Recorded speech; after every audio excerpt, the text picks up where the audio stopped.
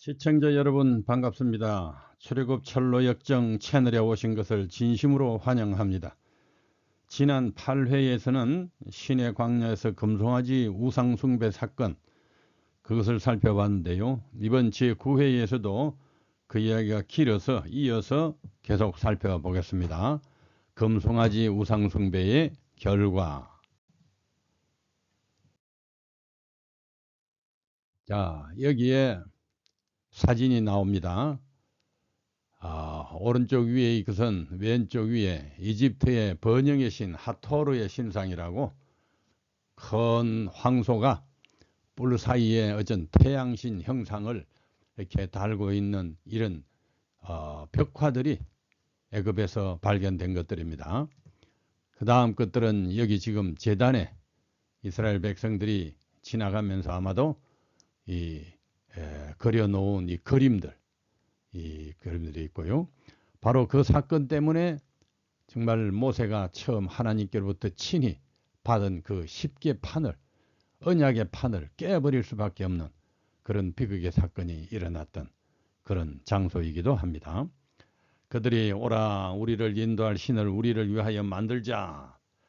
그 위대하신 하나님의 능력을 보았음에도 불구하고 그들은 이렇게 우상을 만들어서 자기 신을 삼으려고 하는 이런 참 폐역이 일어났는데, 그 금송아지를 세웠던 돌제단 유적, 거기 지금 이렇게 보호하고 있는데 사우디 정부의 경고판이 여기 붙어 있기도 합니다. 유적을 지키고 있습니다. 예, 여기 금송아지 제단의 모습을 좀 더 자세히 봅니다.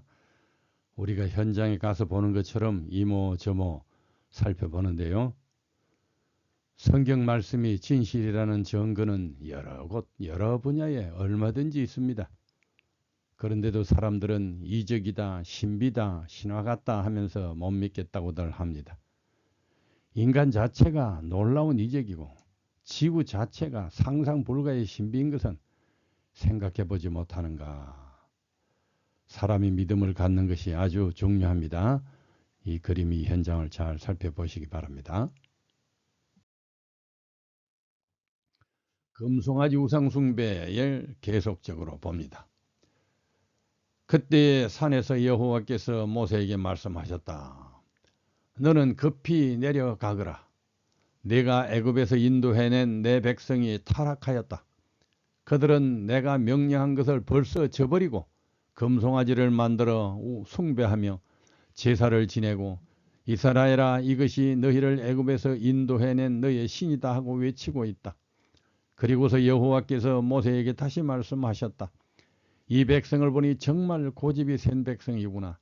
이제 네가 나를 말릴 생각은 하지 말아라. 내가 분노하여 그들을 완전히 없애버리고 대신 너를 통해 큰 나라를 다시 세우겠다.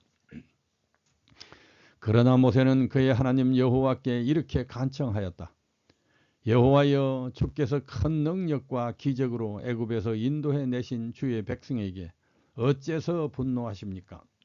어째서 애굽 사람들이 여호와가 자기 백성을 산에서 죽여 지상에 없애버리려고 그들을 애굽에서 이끌어내었다고 말을 하게 하려고 하십니까? 제발 분노를 거두시고 뜻을 돌이키셔서 주의 백성에게 이 재앙을 내리지 마소서. 주의 종 아브라함과 이삭과 야곱을 기억하소서. 주께서는 그들에게 하늘의 별과 같은 많은 자손을 주시고 또 그들에게 약속하신 땅을 그들의 후손들에게 영구히 주시겠다고 맹세하셨습니다. 이런 모세의 간청을 들으시고 여호와께서는 뜻을 돌이키셔서 말씀하신 재앙을 자기 백성에게 내리지 않으셨다. 모세는 앞뒤 양면에 십계명이 기록된 두 돌판을 가지고 산에서 내려왔다. 진영에 가까이 이르렀을 때에 그들은 백성들이 우상 주위에 노래하고 춤추는 것을 보았다. 이것은 애굽의 우상 숭배 축제를 모방한 이교적인 방탕의 장면이었다. 이것은 하나님께 대한 엄숙하고 경건한 예배와는 아주 달랐다. 모세는 너무나 놀라 어찌할 바를 알지 못했다. 그는 방금 하나님의 영광이 충만한 산에서 내려왔는데 비록 벌어지고 있는 사건에 대해 경고를 받았지만 이처럼 무서운 이스라엘의 타락 장면을 보고 견딜 수가 없었다. 그의 분노는 불처럼 뜨거웠다.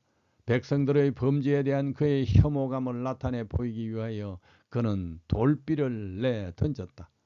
그러자 그것은 백성들의 목전에서 깨어지고 말았다. 그리하여 그들이 하나님과 세운 언약을 깨트린 것처럼 하나님께서도 그들과 세우신 그분의 언약을 파기하셨다는 것을 나타내셨다. 진영에 돌아온 모세는 잔치에 모인 군중을 해치고 나아가 우상을 들어 불 속에 던졌다.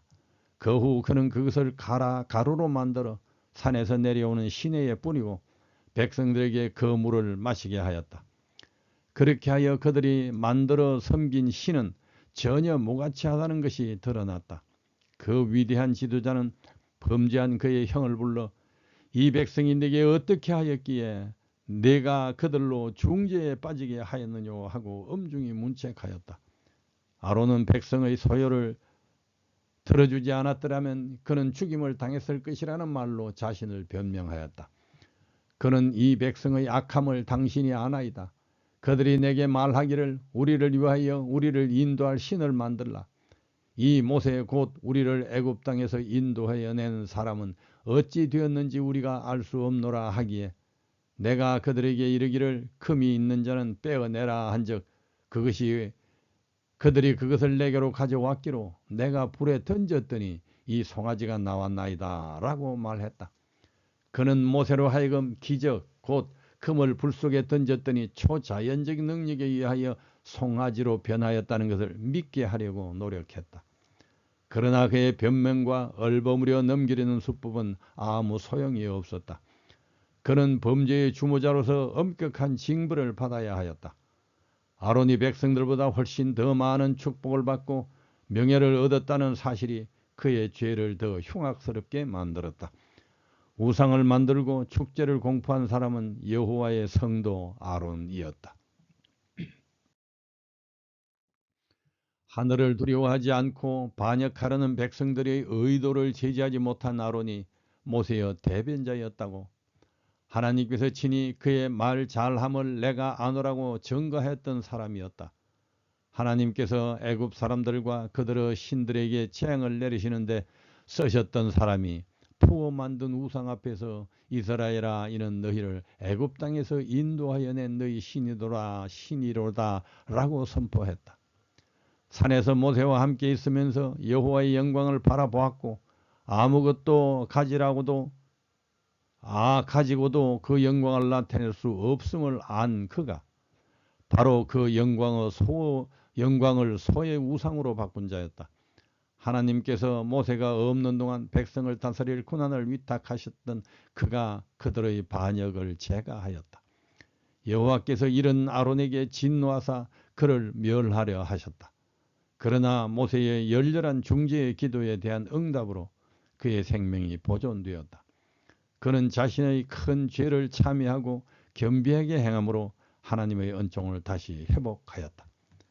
만일 아론이 결과에 관계없이 용기 있게 의를 위하여 굳게 섰더라면 그는 그 배도를 막을 수 있었을 것이다. 만일 그가 하나님께 대한 자신의 충성을 확고부동하게 유지하였더라면 또 그가 신의 광야의 위험들을 백성들에게 상기시켜주고 그들로 하여금 하나님의 율법을 순종하겠다고 하나님과 맺은 엄숙한 서약을 그들에게 상기시켜 주었더라면 그 악은 죄가 되었을 것이다. 제지되었을 것이다. 그러나 백성들의 요구에 대한 그의 타협과 그들의 계획을 거둔 뻔뻔스러움이 그들로 그가 생각했던 것보다 더 깊은 죄에 빠져들게 했다. 오늘날도 백성의 불의에 타협하는 지도자가 얼마나 많은가.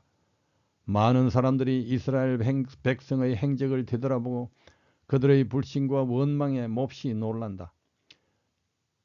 그리고는 그들이 그때 있었더라면 그처럼 배은망덕하지는 않았을 것이라고 생각한다. 그러나 작은 시련을 통해서 그들의 믿음이 시험을 받을 때에 그들은 고대 이스라엘 백성보다 더 나은 신앙과 인내를 나타내지 못하고 있다. 금송아지를 섬기는 이 큰 배도에도 불구하고 하나님께서 모세의 기도를 들으시고 이스라엘 백성의 멸망을 면할 수 있게 하셨다. 그러나 그들의 죄는 마땅히 벌을 받아야 했다. 아론의 성인으로 빠져든 그들의 무법과 반역이 신속히 분쇄되지 않는다면 더욱 사악해져서 마침내 그 민족은 돌이킬 수 없는 파멸 속으로 떨어지게 될 것이었다. 그러므로 그 같은 악은 가차없이 엄격하게 몰아내야 했다. 진영 입구에 서서 모세는 백성들을 향하여 누구든지 여호와의 편에 있는 자는 내게로 나오라고 큰 소리로 외쳤다. 배도에 가담하지 않았던 자들은 모세의 오른편의 자리를 잡았고 범죄하였으나 회개한 사람들은 왼편의 자리를 잡기로 했다. 백성들은 이 명령을 순종하였다. 이때 레위 지파는 우상 숭배에 가담하지 않았다는 것이 드러났다. 그리고 비록 범죄는 하였지만 회개한 무리도 많았다. 그런데 송아지를 만들자고 선동했던 섞인 무리로 표현되는 따라 나온 애굽 족속들이 완고하게도 그들의 반역을 회개하려 하지 않았다. 그들은 모세가 진영에 내려와서 보인 날카로운 책망과 의분, 곧 그가 율법이 기록된 신성한 돌판을 깨뜨림으로 나타낸 분노는 그의 형의 유쾌한 말과 온유한 태도보다 품위가 없다고 도리어 비난했다. 이들은 이렇게 아론 편을 들었다. 이것이 그들의 죄를 옹호하는 수단이었다. 이제 모세는 이스라엘의 하나님 여호와의 이름으로 그의 오른편에 있는 우상숭배에 빠지지 않았던 사람들에게 칼을 차고 가서 반역하고 회개치 않는 모든 사람들을 죽이라고 명령하였다. 이날의 백성 중에 3,000명가량이 죽인 바 되었니라. 지위나 혈연이나 교우 관계에 상관없이 행악의 주모자들은 죽임을 당했다. 멸망은 죄를 고집함으로 자초하는 벌이다. 그러나 스스로 회개하고 겸비한 사람들은 모두 용서함을 받았다. 이 무서운 심판을 수행한 사람들은 하나님의 권위를 가지고 하늘 왕의 선고를 집행한 것이었다. 사람들은 분별 없이 그들의 동료들을 판단하고 정죄하지 않도록 조심하지 않으면 안 된다. 그러나 하나님께서 악행에 대한 그분의 선고를 집행하도록 명령하실 때에는 인간은 순종하지 않으면 안 된다. 이 고통스러운 행위를 한 사람들은 그렇게 함으로 그들이 반역과 우상숭배를 정오한다는 것을 나타냈고 참 하나님을 더 잘 섬기기 위하여 자신을 바쳤다. 처음부터 우상숭배에 빠지지 않은 사람이 있고 빠졌다가 회개한 사람이 있고 또 계속 고집한 사람이 있다. 여호와께서는 우상숭배에 빠지지 않았던 레위 지파를 여기서 특별히 구별하심으로 그들의 충성을 간합하셨다. 그때 모세가 레위 사람들에게 이렇게 말하였다.